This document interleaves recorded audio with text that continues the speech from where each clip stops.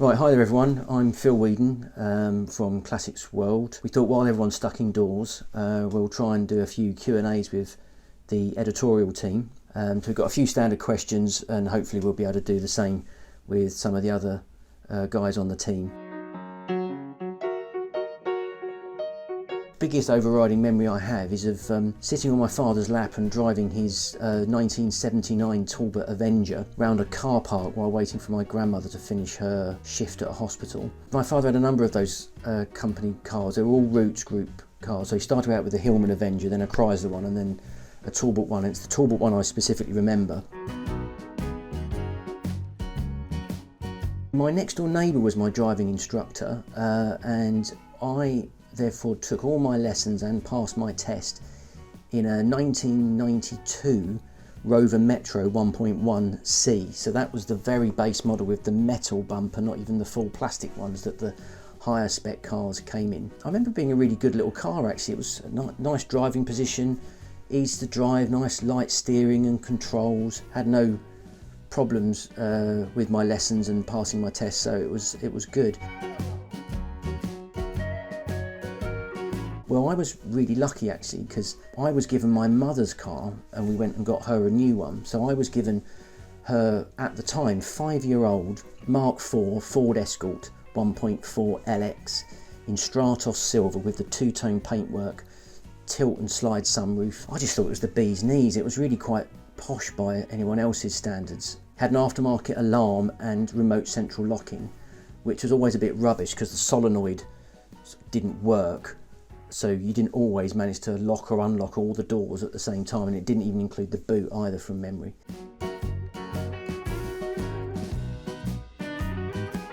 Well, I've been at Kelsey since 1998 now, so a long old time, and always been involved in car magazines. I'd edited Car Mechanics magazine for a period and Jaguar World, and for a time we were publishing Classic Car Weekly under license, but that license came to an end in 2009, so that's when we launched Classic Car Buyer as well as acquired MG Enthusiast and Classic Car Mart.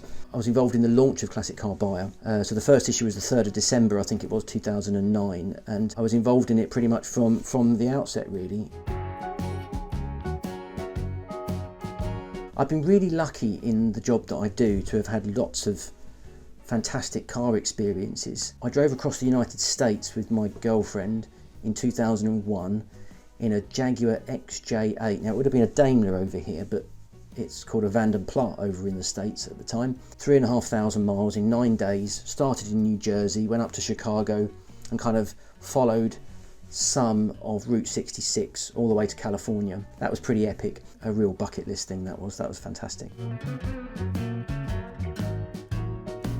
Well, there's probably been a couple, but I think the one I regret selling the most was a Mark II Golf GTI. I bought an 8-valve big bumper model a few years back for not very much money actually. It had quite a few miles on the clock, but I loved it. I thought it was really, really cool. But it was such a fabulous car to drive. I wish I still had that car. It was great. And I think if anyone could afford to still buy a Mark II Golf GTI, I would seriously recommend you do it. It's a car to keep and collect, frankly, but still use. I probably also regret selling my last Jaguar XJ40 that I had. I had a 1994 4-litre S model in the flamenco red, and it was just, I loved it. It was such a great car, but again at the time it was just parked up for large periods of time. It was slowly going rusty, and I sold it for a pittance.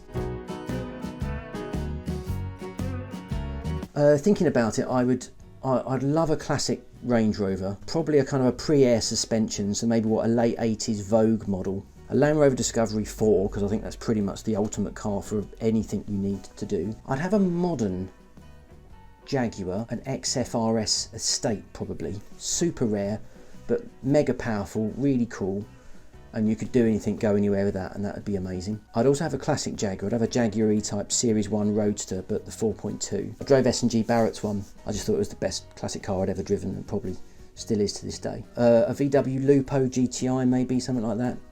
maybe a Peugeot 205 GTI or a Golf GTI. Something 80s and hot hatchy would be quite cool. Maybe something sensible and electric like a Nissan Leaf or a Mini Electric. I definitely need another convertible because I've got a Honda S2000 at the moment, so that might form part of a dream garage. But I also quite like something like a Porsche 968 Cabrio, something like that. I'd still quite like a Morris Minor. I mean, I know that's probably quite a boring choice. Or a Hillman Imp. I've probably named way over 5 cars now, but something like that would be quite good. So yeah, so that's it. That's all the questions. So hope you agreed or sympathised with some of those responses. I'd be interested to know what some of your answers would have been. Stay in touch for more great videos on the Classics World YouTube channel. Stay safe and well, and hope to see you again soon. We've teamed up with Lancaster Insurance to give away this awesome Ford Escort XR3i. You can enter at the link on screen or at various classic car shows this year.